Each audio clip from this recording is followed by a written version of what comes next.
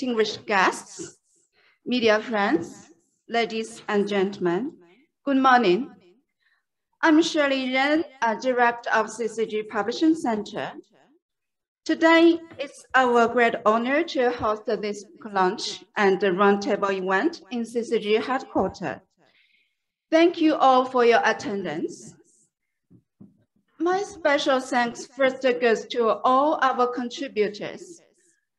Actually, without your wonderful articles, we couldn't make happen today's book release event. And my special thanks also goes to Springer Nature Publishing Group and my team in CCG. Without all your support, it's impossible to make this book reach to our global readers. Now this book can be downloaded on Springer Nature official website, totally free for global readers. My sincere thanks also goes to our honored guests, media friends, and audience online for today's event. First, please let me to introduce our distinguished today. William Achauer, Editorial Director from Springer Nature Publishing Group. William is online from Singapore now. And Craig Allen, President of the US-China Business Council. Barber, Global Chair of KPMG's Global China Practice and Chairman of Australian Chamber of Commerce in China.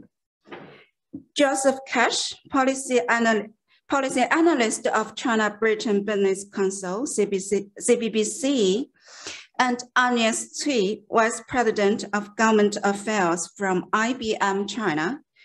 Dong Ruiping, Vice President of Herbalife China, CCG Senior Council Member. Guido Giacconi, Vice President of EU Chamber of Commerce. Jerry Guo, Vice President for Government Affairs, Qualcomm China, CCG Senior Council Member. Ben Harburg, CCG Vice Chair. Heido Kawaguchi, Counselor of Embassy of Japan to China. Leng Yan, Executive Vice President of Daimler Great China, CCG Senior Council Member. Leana Li, Regional Director of China from Springer Nature Publishing Group. Roberta Lipson, Founder and CEO of the United Family Hospital. Liu Chang, Vice President of Knorr Brahms Asia Pacific Limited. Steve Lynch, Managing Director of British Chamber of Commerce in China. Matthew Maglis, Senior Vice President of China Operations, US-China Business Council. Martin Mueller, Chairman at the Swiss Chinese Chamber of Commerce. Miranda Wang, Manager Director, ETS China, CCG Senior Council Member. Yanping Wang, former General Manager of Public Affairs, LinkedIn China. Jörg Wuttke, President of the EU Chamber of Commerce in China, and Gloria Xu, Country Manager of Albemarle and Vice Chair of American Chamber of Commerce in China. Thank you all for your attendance. Besides representatives from Airbus China, AstraZeneca China, Canon China, Diagnostics Roche, Dow Jones, DSM, Elonet Information Technology, Estée Lauder, Gap, GE Healthcare, GE China, Herbalife China, HSBC China, Japan External Trade Organization, IMAP Biopharma, LinkedIn China, Mexican Chamber of Commerce in China, NASO, Nike China, Novartis China, Siemens Healthineers, Starbucks China, United Imaging, and Volkswagen also present at today's event. You all are warmly welcomed, and I hope you will get inspiration from this event. Besides friends from more than 30 medias, including Xinhua News Agency, Channel News Asia, Wall Street Journal, Caixin, China Fox, News China, and China News Service, to name just a few, also present at this event. You all are warmly welcomed, and I hope you would like to give more exposure to this valuable book.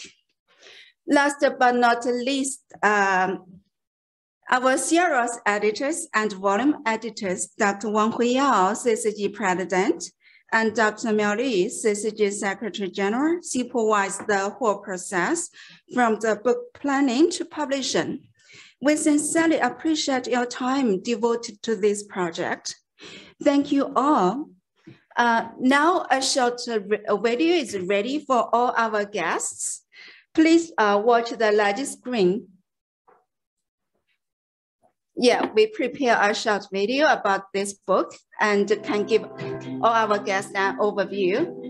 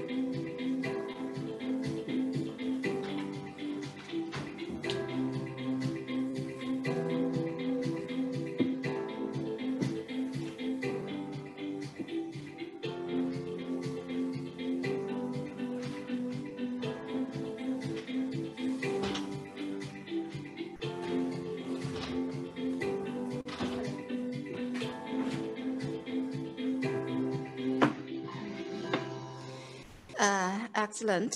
Thank you for enjoying this video. Actually, we finally have 24 authors for this book. After this event, we can share this video with all our authors. And now, let me give the floor to the series editor and volume editor, Dr. Wang Huiyao, to give the opening remark and launch this book. Dr. Wang, please.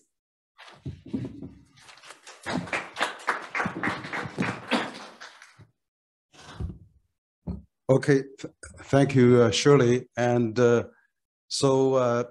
know that Craig Allen is online, and also we have our Singapore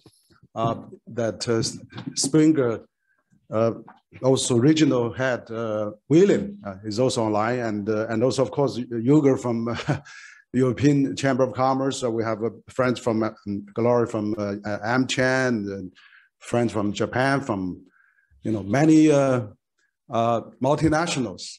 So this is actually a great event that we're having. CCG is organizing today in conjunction with our annual, we have a series of books coming up, and this is one of the most important one as well. Is basically, it's called the Transition and Opportunity Strategy for Business Leaders on Making Most of China's Future. So, so I'm very glad to welcome all of you. Of course, we have also many media friends. We are carrying this online, and so this is really a great occasion that we all gather here.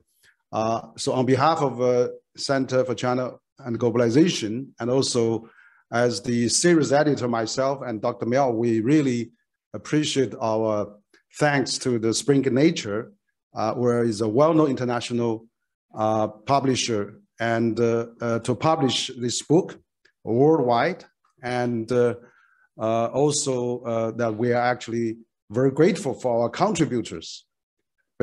Precisely many of you are sitting here today, but also many of them are maybe watch this online. So we are really pleased to introduce this book. So I'll give a very quick rundown of this book, and then we will hear all the great thoughts and ideas from our friends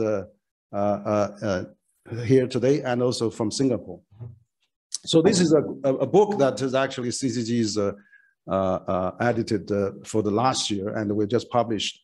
And this book actually, trying to create a balanced global perspective by gathering the views of highly, influential policy scholars, practitioners, and opinion leaders. So this is a series book of China and globalization. We have actually published 4 books of those, and this is the 3rd book. Actually, altogether we have 5 books, and this is the 3rd book.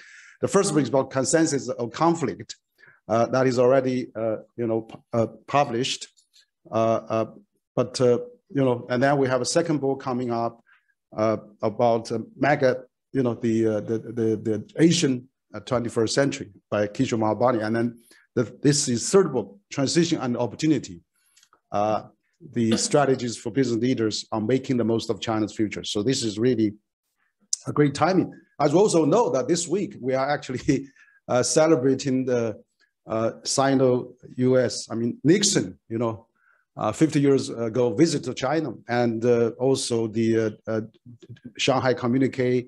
So exactly this week, 50 years ago, Nixon's visit to China has really changed the world, and that's how China also become more and more open. And then now we welcome all the friends from not only from US, but Europe, Japan, and many parts of the world. So this is really a reflection of this book, a very unique one. Probably for the first time, we have a book like this that really contributed by people in the market, on the ground, and also really look at the future of China. So we have this book brings together a diverse group of CEO and senior executives from leading multinational operating in China, as well as leaders of foreign trade associations and chambers. And also, we are really putting up this book at a very interesting time, challenging time, defined by public health threat, rising populism, nationalism, and uncertainty, and of course, also US-China relationship. So I think this is a really interesting book. And so this book actually going to cover quite a few areas. I'm not going to go into detail of that, but basically we see that the world has been divided now. There's a national post-pandemic challenges. There's also regionalization and deglobalization, and also of course the decoupling that we've been seeing. So how we can really work on that. And so China has also started 14 years, 5 years plan, and we have seen the new strategy, dual circulation. So for multinationals, how to really handle that, it's really another challenge. And also, so I think multinational needs a larger voice.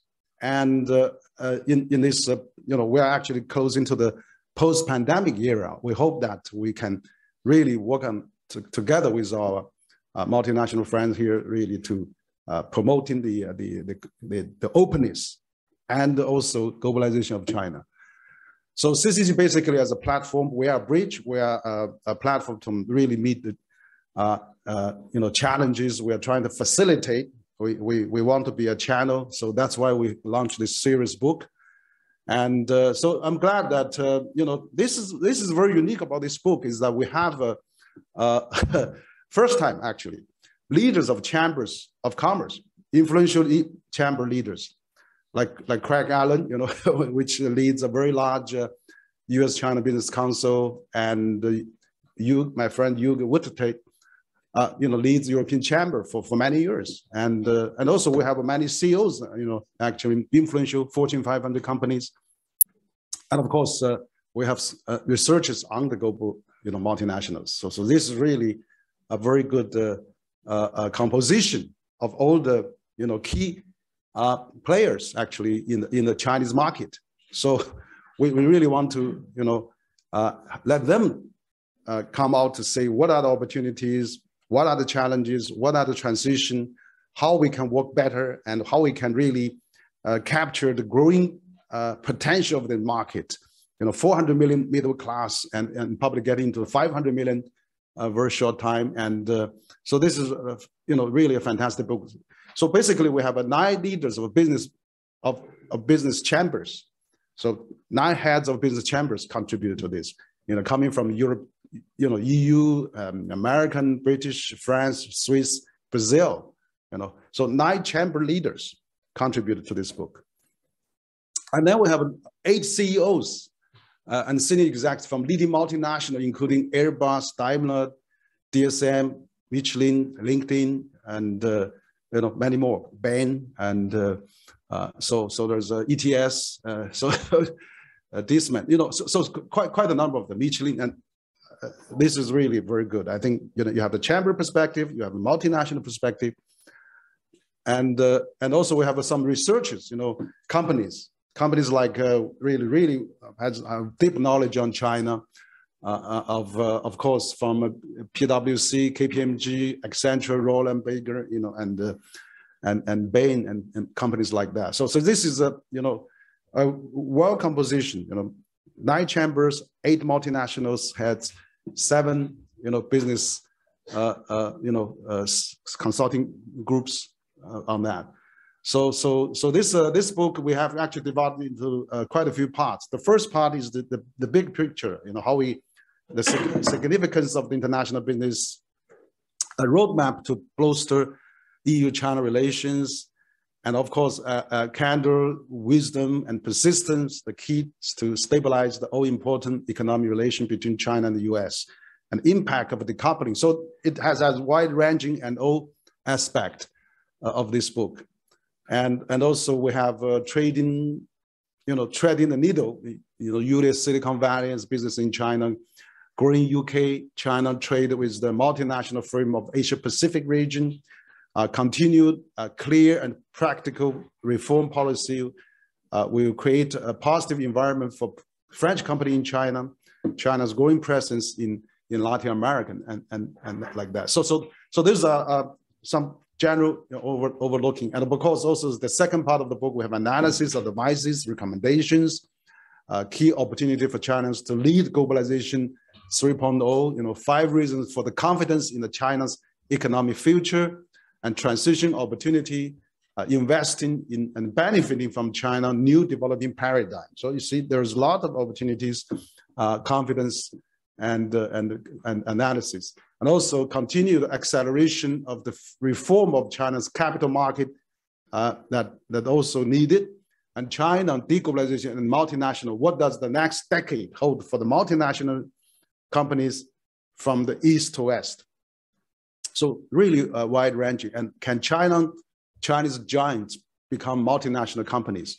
So this is really a very interesting book. And also, of course, the part 3 of this book is really about the case studies. How successful and what they are doing at multinational. Airbus, a solid, reliable, and trustworthy long-term partner to China.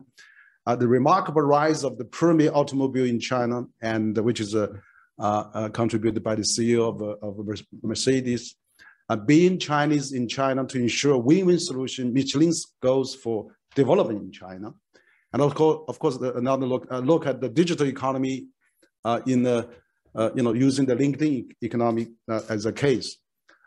So have many cases like that. There's also about how we can, there's also an article from an Indian, company about why adaptive learning organizations are better placed to succeed in future in China.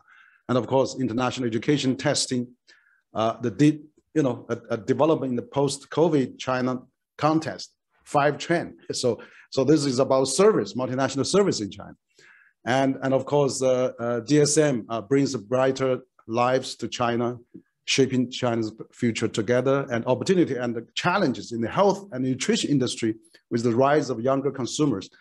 Another company that really contribute. So all those things actually we have many examples. We have Daimler's chair in China, global CEO, vice chair, and so Airbus had. I'm not going into details. So I have the book, and you can download that actually free online, and I can. So we have actually quite a few books that had a very good record. The first book we have almost 200,000 downloads, 150 and 200,000, and the second book that the Asian 21st century, actually we have almost close to 1 million downloads worldwide. So it's incredible. And also we hope that we will have a good expectation for this book, and we hope our publisher can also support us in that way. So in order to save time, I'm not going into the details, but I see you would take the, you are quoted here as well. Basically you are saying European companies are ready to deepen their position in China, if given the right opportunities. Exactly, we are looking for the right opportunities, of course. And so there's a French chamber. There's many people. I'm not going to cite all those details. So basically, I want to conclude is that foster new opportunities in the crisis, seeks new horizons, and in a shifting landscape, create a better post-COVID world together. So really, once again, I want to thank all our authors. I want to thank the publisher and also multinational business community in China for contributing to this book, and hope this book will be really a great mechanism, a great communicator to really deepen the understanding of how multinational work in China and how to grasp the huge opportunity and the huge development that China presents. So that's all my talk. Thank you very much. Thank you, Dr. Wang. Thank you for introducing to us the China and Globalization series and the Transition and Opportunity book. Thank you so much. Now let me invite Mr. Ben Harburg, CCG Vice Chair, to give his remark.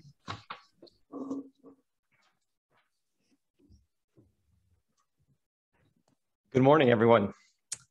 Thank you very much for the kind introduction, and congratulations first off to Henry and Mabel on this latest publication entitled Transition Opportunity, Strategies from Business Leaders on Making the Most of China's Future. On behalf of the CCG Business Council members, it's my honor to welcome you here today and share a few perspectives. As many of you here in the room today, we are often called upon by our home governments, our home business communities, and certainly our home media to provide transparency and shed light on the conditions both for foreign and domestic businesses operating here in the Chinese market. To this end, publications like this are critical in shedding light on the conditions and the case studies for businesses operating successfully on the ground here in China.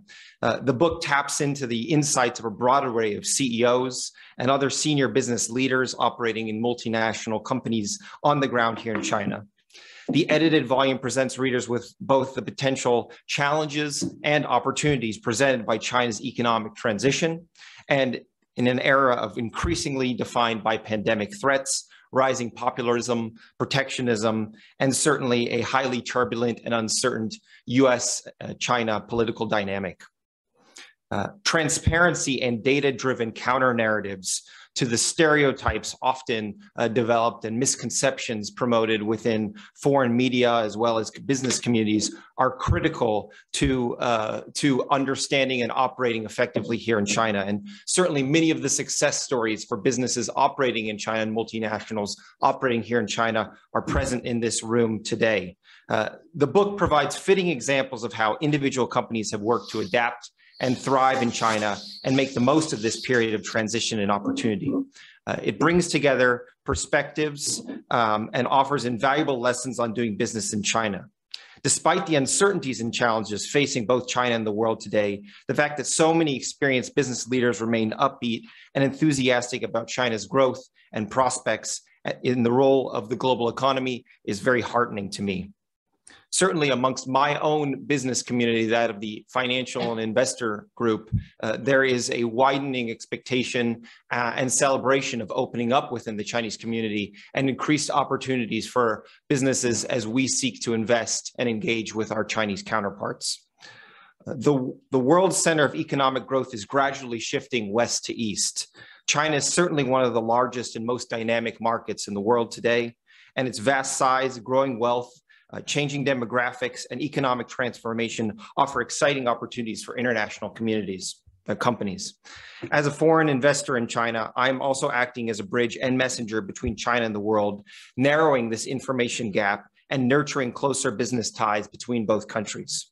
Particularly critical in this era of pandemic, quarantines, and border shutdowns are the views of business leaders like those in the room today to shed light via direct experiences on what's going on the ground here. Because as we know, this divergence of viewpoints and certainly increased level of misunderstanding is being exacerbated by the fact that many foreign business leaders, as well as politicians, have been unable to touch ground here in China for several years. This time 50 years ago, President Nixon was visiting China for the first time after the founding of the People's Republic of China. The Shanghai Communique was signed on February 28th and marked the beginning of American multinationals and multilateral adventure into the Middle Kingdom. 50 years on, I do believe that the success of American companies in China remains the ballast for this bilateral relationship. And I know that view is shared in Washington, where political leaders, including our incoming American ambassador to China, believe that it is the business community that is going to have to be responsible for driving a pragmatic and constructively engaged relationship between the two markets. CCG is a leading independent think tank here in China and has been very friendly to the business community and also very open about inviting dialogue amongst all ideological groups on both sides of the political aisle. CCG is committed to facilitating policy communications between the business community, policymakers, academics, and other experts around the world so they can develop a nuanced understanding of this period of transition and opportunity for forward-thinking strategic decision-making. As Vice Chair of the CCG Business Council, I hope that by sharing this book more widely, we can inspire my peers and our peers, fellow investors, business owners, senior executives, practitioners, and others to explore business opportunities here in China. I thank all the contributors to this book, many of whom are here with us today, and thank you for support for this robust effort at CCG. With warmest welcome to all participants, I look forward to hearing your thoughts. It's critical that we in this room act as ambassadors to the outside world to shed light on the real conditions existing on the ground here in China today, as these misconceptions continue to exacerbate with this space of physical separation between the two markets. Thanks. Thank you, Mr. Harburg. Your speech is very inspiring. Thank you so much. And now, please let me invite Ms. William Achauer from Springer Nature Publishing Group to give a remark from the publisher's perspective. Hi, hello, William. Yeah, it's hello, time Shirley. for you. Yeah. Good. You can. Everybody can hear me. Well, I suppose. Yeah. Yes, we can hear. Good. So, good morning, everybody. My name is William. I'm editorial director for business economics, politics, and law books at Springer Nature. I'm based in Singapore. I'm thrilled to join you all today to celebrate the launch of the third volume to publish in the book series China and Globalization, which we at Springer Nature are publishing in partnership with CCG. The two series editors, Huiyao and Lu Miao, also serve as volume editors for this new book, which is entitled Transition and Opportunity Strategies from Business Leaders on Making the Most of China's Future. The first two volumes in this series, Consensus and Conflict, an edited work compiled by Huiyao and Alistair McKee, and the second book, The Asian 21st Century, an authored volume composed of essays by Kishore Mahbubani, both set the stage for prospects of better global cooperation and multilateralism in a rapidly evolving economic and geopolitical landscape across the world. Huiyao and Alistair McKee put together in Consensus and Conflict a broad and diverse team of contributing authors, including some very renowned scholars and professionals, to take on the challenges the world faces today. And the essays in Kishore Mahbubani's book also address many of those same themes. With this new volume, Transition and Opportunity, the series moves from a more general international relations landscape into the realm of international business and the role multinationals play within the economic and geopolitical context the first two volumes of China and Globalization introduce. We witness here again a remarkable team of contributing author experts from highly diverse backgrounds with very solid experience in international business and a nuanced understanding of the business landscape in China. These experts take on the important issues multinationals face today, and they work on them in well-versed essays about business relations China has with many key business partners across the planet, including the EU, the UK, the US, and Brazil and Latin America, to name a few. One also gets in-depth insight into the various aspects of big tech and what they mean for healthy business relationships between big tech multinationals and the future of international business and trade. The automotive and aerospace industries and their future development in China are also covered in engaging contributions from experts in this book. In their preface,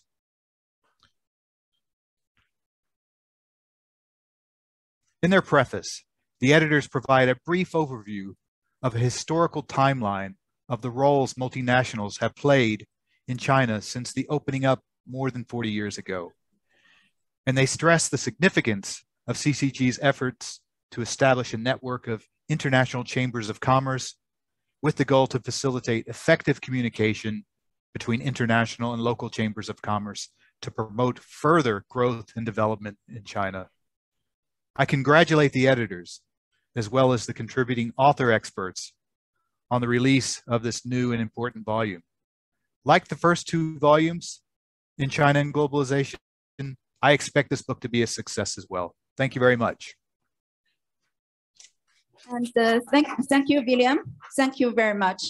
Actually, from submitting the book proposal to finally publishing this book online and printed it in hard copies, we are greatly supported by Springer Nature's office in Beijing. So I want to invite Dr. Leana Li from Springer China to give more introduction to its cooperation with CCG in publishing, especially your support to our job. Yeah. Good morning, everyone, and thanks, Shirley. Actually, I should thank you for your excellent work. Well, Springer Nature is one of the world's largest academic publisher. Our job is publishing scientific books and journals and distribute this knowledge globally.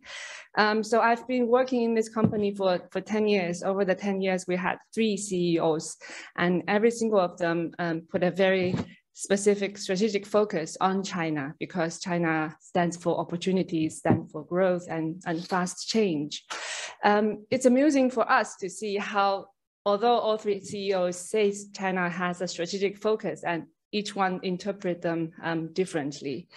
But anyway, now that 40% of the scientific outputs that we publish are from China, and these are basically due to the fast change and move upgrading of science and technology in China. So our job is to work with scientists and researchers to publish their content. It's unimaginable for our editors to work with such a group of high-level business leaders and practitioners to organize such a comprehensive content.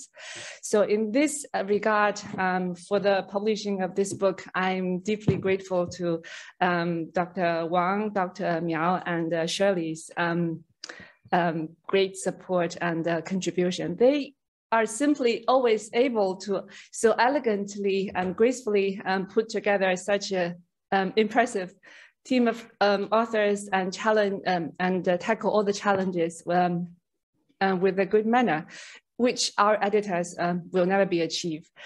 So thank you again, and for the CCG team for completing this another wonderful book.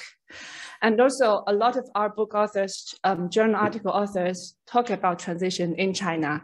And very often, for example, in a sociological context, the transition is still from agriculture, traditional society to an industrialized and contemporary society. And in many respects, I think we have good reasons to believe that this part of the transition is still going on, it's far from completed. Well, in this book, we're also talking about transition into yet another new stage. We're talking about industrialization 3.0 and globalization 4.0. So that's a completely new world for us. In this, I believe both stages of the transitions are still very true and still undergoing.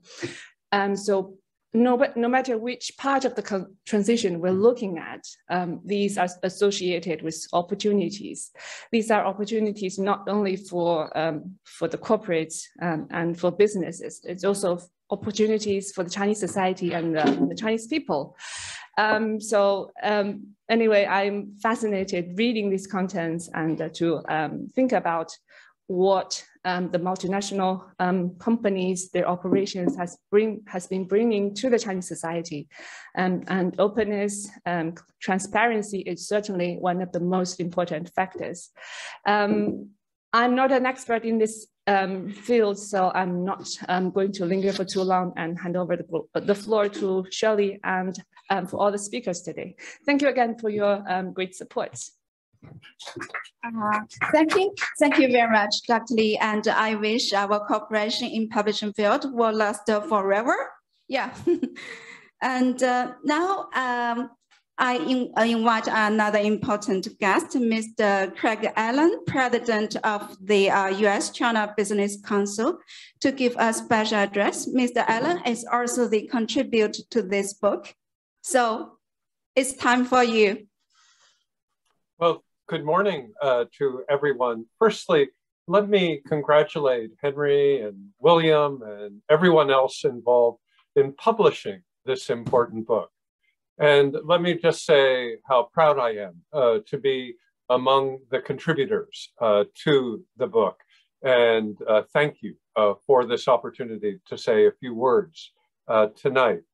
My essay in the book focuses on how trade with China benefits the United States, particularly how doing business in China supports American jobs. There's a common misconception that US companies' expansion of trade with and investment in China has led to fewer American jobs. Many in the United States, including some lawmakers, believe this to be true. In reality, cultivating a strong trade relationship with China has actually boosted the American economy and employment. In the most recent year of full data available to us, US exports to China alone supported nearly 1 million American jobs directly. Indirectly, probably about 3 or 4 million. For the US-China Business Council members, 95% of our companies report profitability for their investments in China, which means more dividends repaid to shareholders in the United States, greater cash flow and capital to reinvest in businesses, of course, including R&D functions in the United States, then it means competing in one of the world's most competitive and dynamic markets. I will argue that if an American company cannot be a leader in China, they cannot be a global leader. All of that strengthens American companies and makes us more competitive globally. Globally competitive companies mean greater strength at home. With this in mind, let's take a look at how the trade war impacted American jobs. Multiple studies and anecdotal evidence confirm that Americans paid the price for tariffs on imported Chinese products. A report that the US-China Business Council commissioned from Oxford Economics found that 245,000 American jobs were lost at the height of the trade war. Keep in mind that was before COVID-19 shocked the global economy.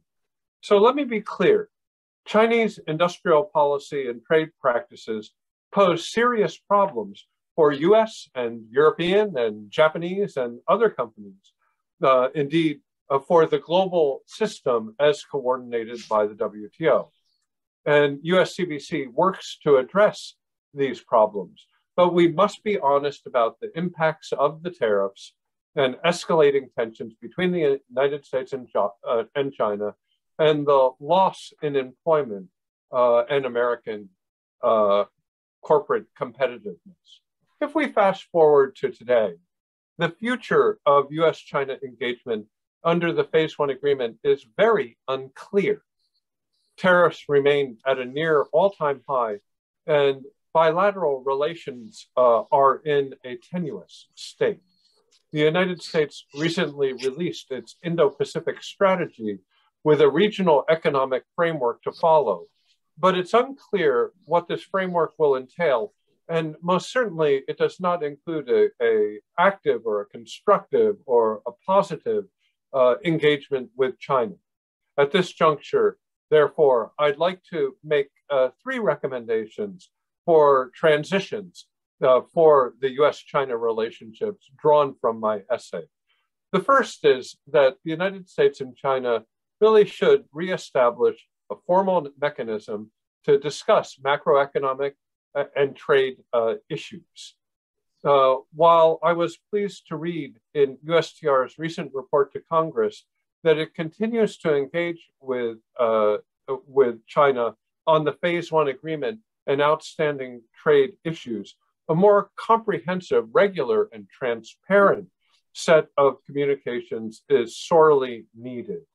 And at least this would allow both sides to better understand the priorities and concerns and decisions of the other.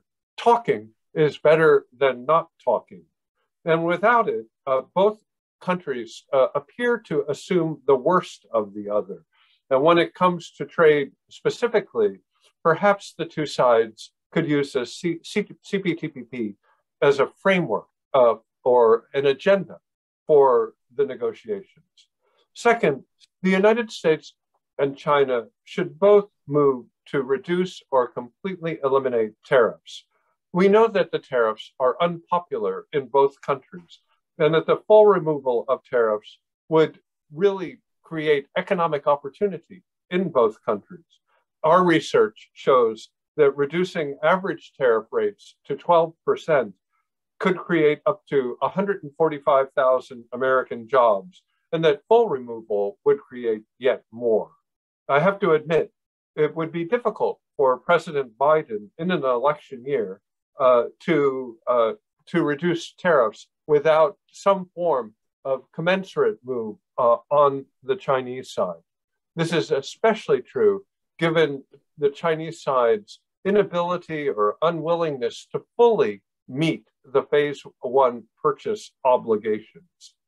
But we need to address the tariffs. There is a danger that they could become permanent, and that would be unacceptable. Third, we need clear signals from both governments that trade and investment and people-to-people engagement, that does not impact national security is welcome and encouraged by both governments. As I'm sure you know, the vast majority of interactions between our two countries are mutually beneficial for all sides, promoting prosperity and innovation and human progress. I worry that an overemphasis on national security and an expansion of the definitions of national security will have a chilling effect on the very positive parts of the bilateral relationship. That is not to say that there are not real problems with national security. I would like to note that we are looking forward to progress in China's industrial policies, in domestic content preferences, to the prioritization of self-sufficiency over reliance on global trade as defined by the WTO. We look forward to further clarifications on data security and the privacy regime that currently threatens to segregate China's data ecosystem from the rest of the world. And we hope that there will be some way to address standards setting that appears to discriminate against foreign countries. We hope that discriminatory treatment against imported products and even joint venture products in China will be addressed. And we hope that a level playing field for both imported products and for FIEs in China will ultimately prevail in China. It is in China's interest to create a level playing field, and there is certainly a lot of work to be done. So let me just summarize and say, as I look to transitions, there are 3 transitions that I would love to see. And the first one is the resumption of a bilateral dialogue between China and the United States. The second transition I would like to see is a pathway forward to getting rid of the tariffs, or at least reducing them enormously. A third transition I would like to see is not using national security as an excuse for protectionism, and a direct addressing in a positive manner of the residual market access issues that all foreign companies face in China. And with that hope for these 3 transitions, let me say again, thank you very much. Thank you, Mr. Allen. Your article and your speech are both wonderful. And now let me invite Mr. Jörg Wuttke, the president of the EU Chamber of Commerce in China, to give a speech. Mr. Wuttke is also the contributor to this book. Well, thank you very much for inviting me, Mabel and Henry. Great job. It's wonderful. And I hope that our book will be downloaded 2 million times so that it spreads our fame. First of all, it's wonderful to follow Greg. Last time I was in Europe was in February 2020, and I met Greg in Berlin. And the 2 of us on the side were very busy trying to organize medical equipment and masks to be shipped to Wuhan, and how times have changed. How times have changed also now. A couple of times you heard 50 years Nixon in China. And I was privileged to have dinner with Henry Kissinger in October in '89. And I said to him, yeah, what was your biggest worry when you were here in Diaoyutai in Beijing? He said, well, it was my shirt. Because I just realized when I gave it to the laundry that all my shirts had a label in the back that says made in Taiwan. So I'm very privileged also that it's Springer Publishing Trust, because it is headquartered in Heidelberg in Germany. It's my hometown. And it's wonderful to be a part of that success story. They have been globalizing extremely well. So wonderful. Myself, I have my own anniversary this year. Exactly 40 years ago, I arrived here by train from Heidelberg, as a matter of fact, and had been privileged to be part of the biggest economic comeback story the world has ever seen. Now, the European Chamber is an organization across China with 9 offices and 1,800 members. And of course, we are the advocacy, we are complementary to the bilateral chambers. And I must say that we don't match the output of CCG. The number of books that Henry brings out is just mind-boggling, but we match it by size. We have a position paper that comes out always in September. It's a magnificent 430 pages. Last September, we had 900 recommendations for the Chinese government. And the size and the number of recommendations just tells you how difficult still market access is in China. So I hope that this book can contribute to the fact that the leadership realizes that it's better to win with us than rather to exclude us. Now, the right conditions are covered there. I mean, the right conditions are obviously the growth potential of China. And in my daytime job, I'm heading a German chemical company, BASF. And we have already put a couple of billions into the ground, but we have now under construction a massive plant in Guangdong province. We signed it in 2018. It's a $10 billion investment. And tellingly enough, we were permitted to have that as a 100% entity, which was a big leap forward. We hope that China will not constrain equity concerns, foreign partners with Chinese, but leave it up to the investors how they structure this best. So commitment is definitely on our side. And we will start the first unit in Zhanjiang next month. First of all, of course, trade does well between Europe and China. I think we're the largest trading partners. But at the same time, if you look behind the numbers, you can actually see that China is benefiting greatly from the consumption of the European population. Of course, China produces exactly what you need in a lockdown position. And exports, in particular the last quarter, of 2021 rose from China to Europe by 30%. And it's, I guess, about 1.2, 1.3 billion euro a day. European exports to China have actually leveled out. 2 of 3 months of the last quarter were actually negative, and 1 month was 4% growth. So basically, we're flat in our exports. I don't know if we became less competitive, if we have more market restrictions, but it's something to ponder. So if you hear that we're the biggest trading partners, it just means that China actually, trade-wise, depends more than 2 times more as much on Europe as we depend on China. As a matter of fact, just because Martin is here from the Swiss Chamber, 5 years ago, we exported more as European Union to Switzerland than into the People's Republic of China. So trade is something we definitely have to improve. Trade combines people, gives choices, and we hope that there will be something. Now, 2 words on transitional opportunity. I think the big one on transition definitely is pandemic.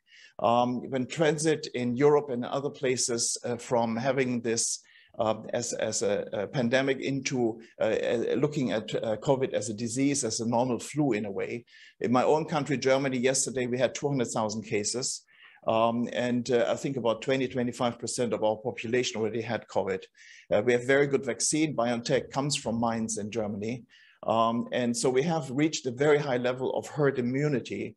Other countries actually did more or less the same. So they will come back to normal at one stage. And the challenge, of course, will be for China having zero tolerance. There is no herd immunity. Vaccine, which is more on the weak side. There will be a massive challenge how to transit and how to exit that mode. I have stopped lobbying the Chinese government on opening the borders.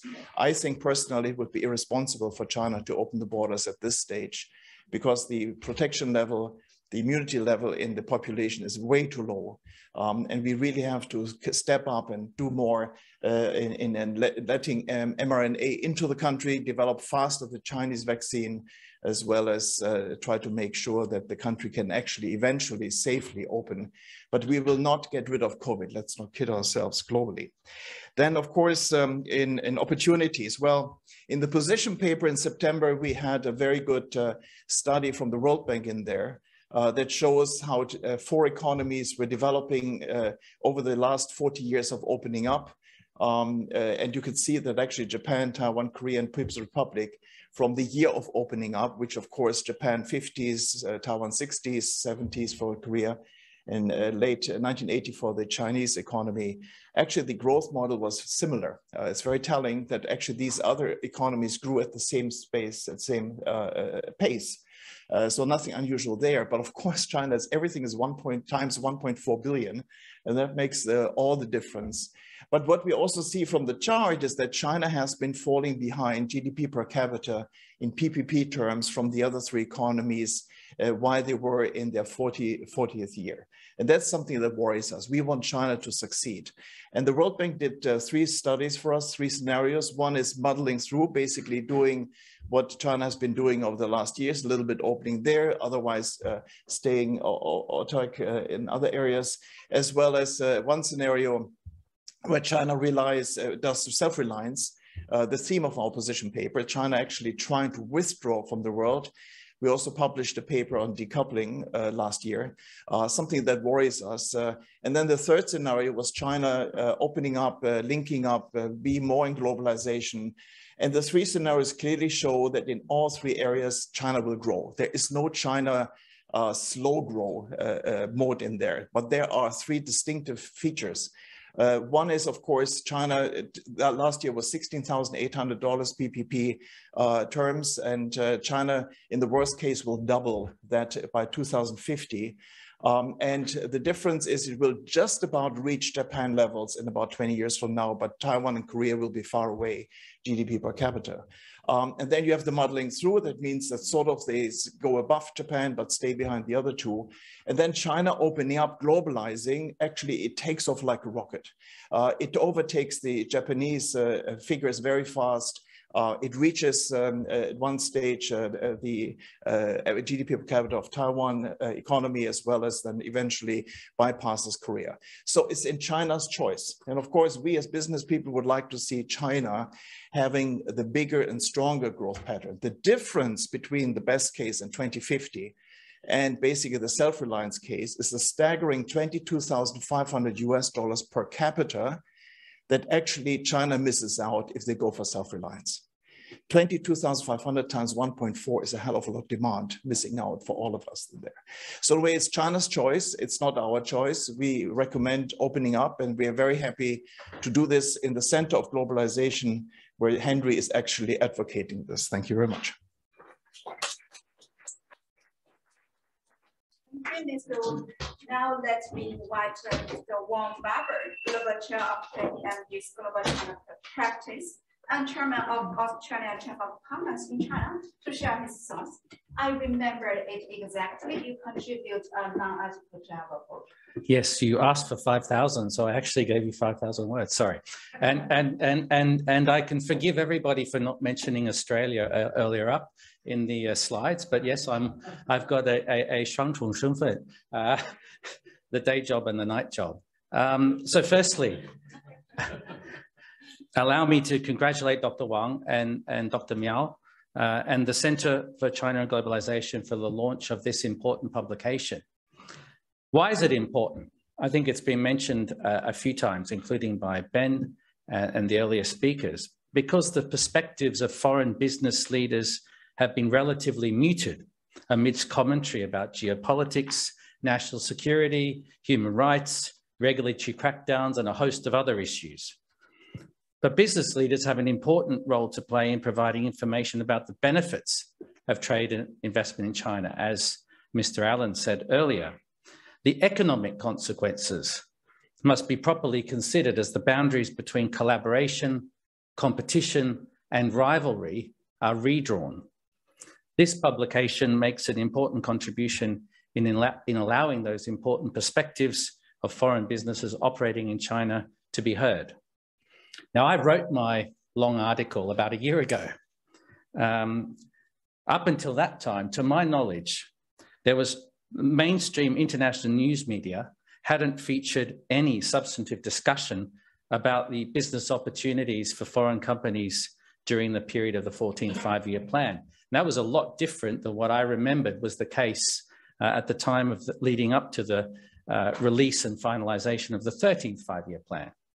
And in contrast, 1 year ago, we looked at foreign holdings of onshore Chinese equities had increased significantly in 2020. And that trend continued since then, despite market volatility and regulatory crackdowns. Up to the last September, Chinese equities held by foreigners were at a record level of 1.77 trillion yuan, which is a 40% increase over the year. A headline from the Australian Financial Review last April sums the sentiment quite well. This is the headline: forget politics.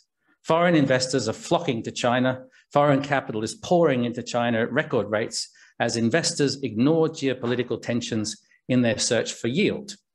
So this is the background against which I decided to write an article about the opportunities which foreign companies have to invest in and benefit from development trends in China. In my article, I talk about 5 reasons why I think China will continue to present opportunities over the 5-year plan period. Briefly, they are market size. As mentioned, Craig mentioned earlier, for many sectors, the size of the market in China means that MNCs can't be leaders without being successful in China. And that phenomenon is only going to continue as China continues to grow and innovate at pace. Second, innovation. MNCs need to participate in innovative development in China to stay competitive in China and in other markets around the world, with China offering scale, cost, and speed advantages for developing and commercializing new technologies and business models. To be successful, as we all know, MNCs need to be agile and innovate at China speed. 3, foreign investment will continue to play an important role, with opportunities relating to industry upgrading through supply of advanced technologies, satisfying the demand of Chinese consumers, and supporting China's transition to an innovation-intensive, consumer-led economy. 4, of course, the policies the Chinese government has enacted and will enact to catalyze foreign investment into the sectors and the geographies that need it most, and to encourage further localization of value chains. And finally, efforts to facilitate and reduce the cost of cross-border trade through free trade agreements and actions to promote high-quality BRI development increase the attractiveness of using China as a bridge and headquarters from which to expand to and invest in markets across Asia. Of course, the creation of a highly integrated market through the implementation of RCEP will be positive for FTI, both from within the region, but also from outside the region. The article goes on to look at opportunities briefly in 5 areas around Belt and Road projects, with priority being given to cooperation in digital, green and health-related projects, around digital technologies, with the real economy helping traditional industries to upgrade and fostering the emergence of new industries, around international cooperation in China's transition to a green, low-carbon economy in areas relating to provision of financing, technology and advisory services, around improving the quality and accessibility to public services, including education, medical services. We've got Roberta here from UFH, and elderly care, and opportunities around the continued opening of the banking, securities, insurance, funds and futures sectors, and the steps that are being taken to increase connectivity of capital markets. I'm happy to see the encouraging progress that's been made over the years since I finished the article. But one of the key points I make at the end is that for the first time in recent memory, a bigger challenge faced by MNCs is not the lack of opportunities in China, but rather the surge in misunderstanding and negative sentiment towards China in many countries, and the impact that's having on attitudes and decision-making by governments and companies. The ongoing travel restrictions, while I agree with what Jörg said, the ongoing travel restrictions are indeed exacerbating that phenomenon. I think Ben mentioned it as well in his comments. In addition to helping with attracting and retaining expatriate staff, the earlier resumption of business travel to and from China will be an important step in helping to bridge the information gap with head office decision makers and other important stakeholders, including politicians and academics. Toxic atmospherics in some markets are leading to the attribution of higher risk to China investments by some investors.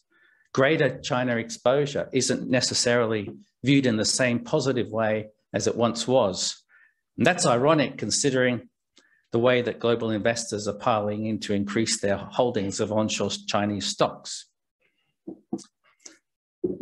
You asked me to say something about Australia, so I will very briefly. In Australia, it's heartening to see some companies cautiously poking their heads above the parapet to defend the benefits of investing in China. Only yesterday, the Australian Financial Review had an article about Cochlear's strategy in China.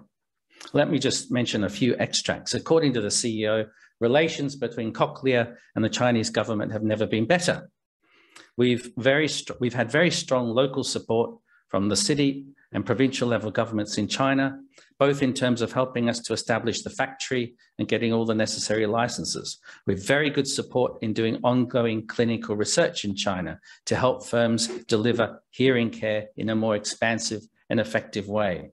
This is important. Medical device companies that have relied solely on imports into China have struggled to retain their market share, whereas companies that manufacture locally have done a better job succeeding over time.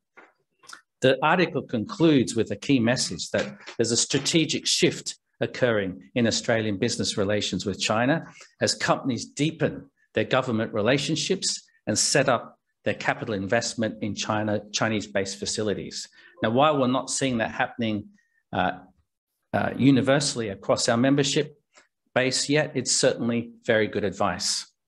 So in conclusion, as was the case with companies that invested early in China's reform and opening up, I believe that opportunity will still reward early movers that are able to balance the different expectations of national governments and communities towards issues such as national security, economic growth, competitiveness, local job opportunities, and resilience and sustainable development on the one hand, with aligning their value proposition and business strategies in China with the goals and economic and social priorities in the 14th Five-Year Plan. I'm also cautiously optimistic that international cooperation in tackling climate change will see more foreign investment in China and more green partnerships with Chinese companies in China and in developed and developing countries around the world.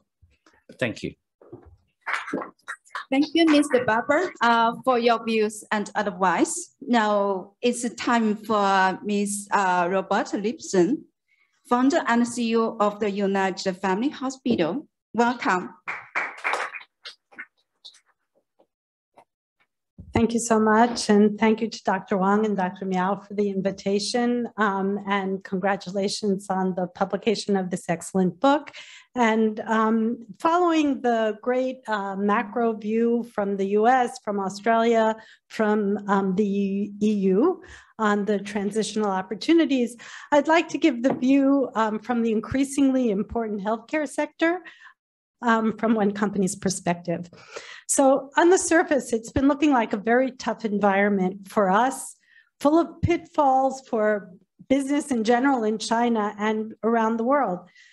COVID's brought many disruptions, and China bemoans the economic and social burdens of an aging society. It also faces the ongoing challenges of environmental concerns. But actually, we found that all of these threats are also opportunities and value drivers for our company. During the post-COVID transitional period leading up to the two sessions, we at United Family Healthcare are focused on three big drivers of business opportunity. One, China's changing demographics. Two, the opportunities of digitization of business and services. And three, structured pursuit of ESGs as a driver of value. In the interests of time, I'll only speak about the first two, but I hope that in the future we'll have an opportunity to dive into the third topic. China officially became an aging society in 1999 when the number of aged people 60 or above reached 131 million and crossed the international aging population threshold of 10%. According to the results of China's recent census published last year, the number of people aged 60 or above was 264 million, accounting for almost 20% of the total population.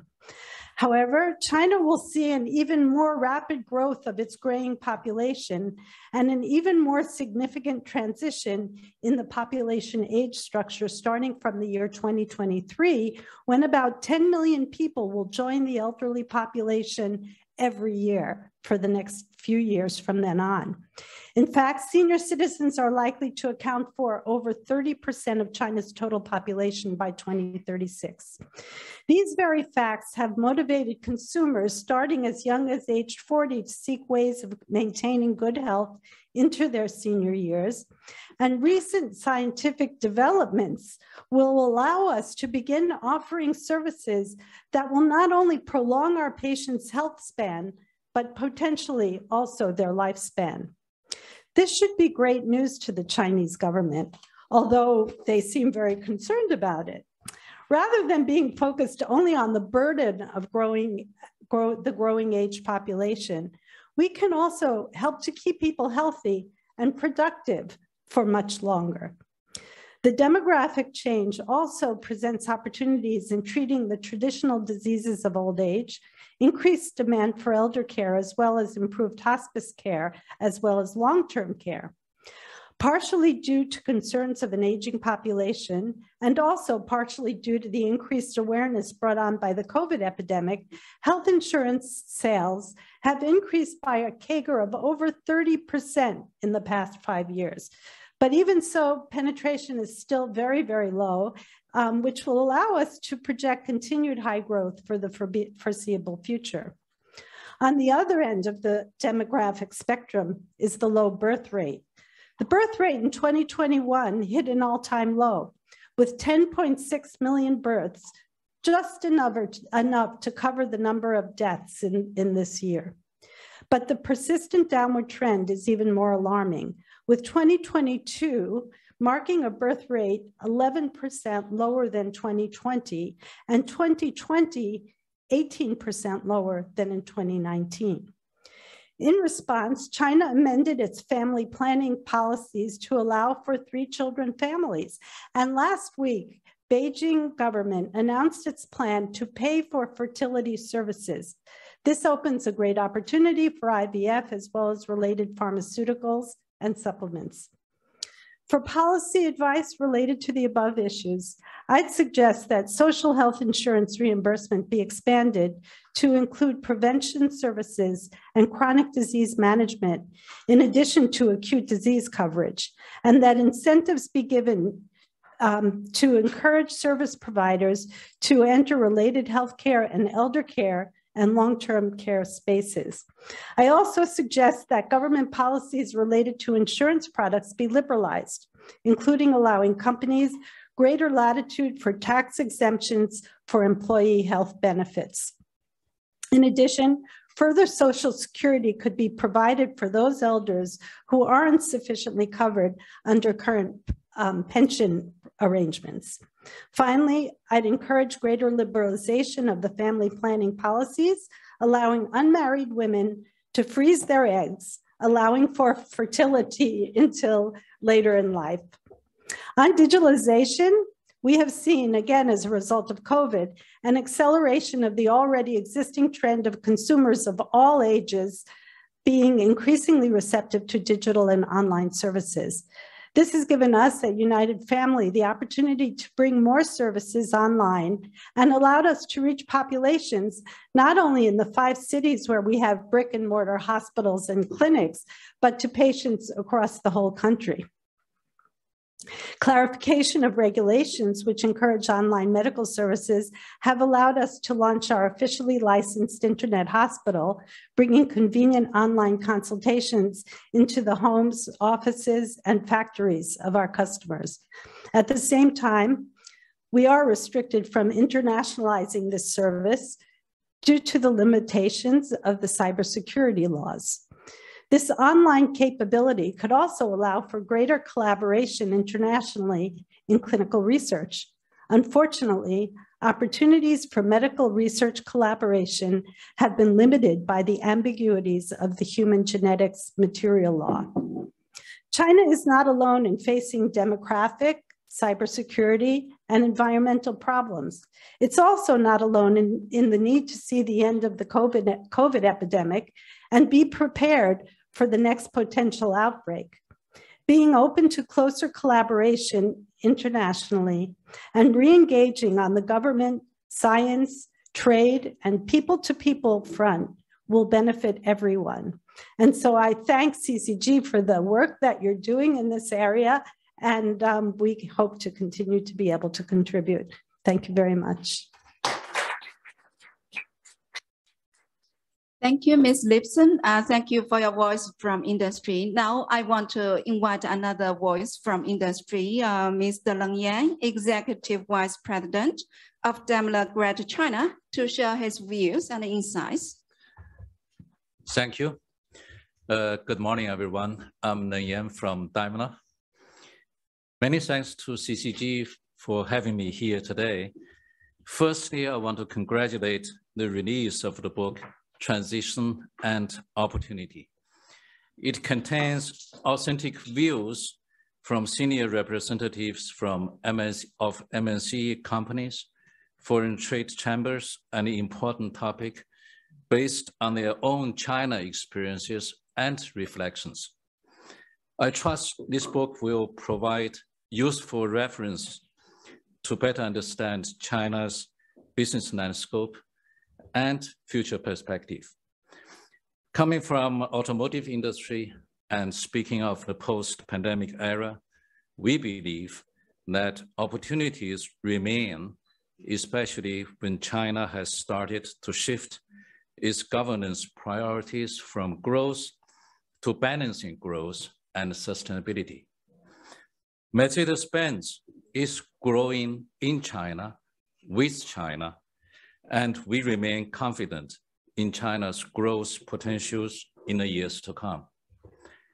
In 2021, despite COVID-19 and other major challenges, China has managed to achieve an average GDP growth rate of over 8.1%. It's not a surprise that China is maintaining its position of the world's most important market for premium car brands. Another major highlight is China's fast-growing new energy vehicle market. With a total sales volume of 3 million units, last year, China's NEV sales have more than doubled in comparison to 2020. This development will gain further momentum due to the high quality development concept set in China's 14th five-year plan and the carbon neutrality target by 2060. Mercedes-Benz has also started to take a holistic approach to reduce carbon emission along all stages of the automotive value chain, from technical development to production to service life and recycling. Comparing with other markets, Chinese customers here are more open to new technologies. More than 80% of Chinese customers would trust in a fully autonomous vehicle. We expect to see in China, more cars that are autonomous and connected in the near future. With regard to the newly released data security laws and regulations in China, we would like to work much more closer with the relevant authorities here for the common goal of ensuring data safety and promoting autonomous innovation, as well as international cooperation. Thank you.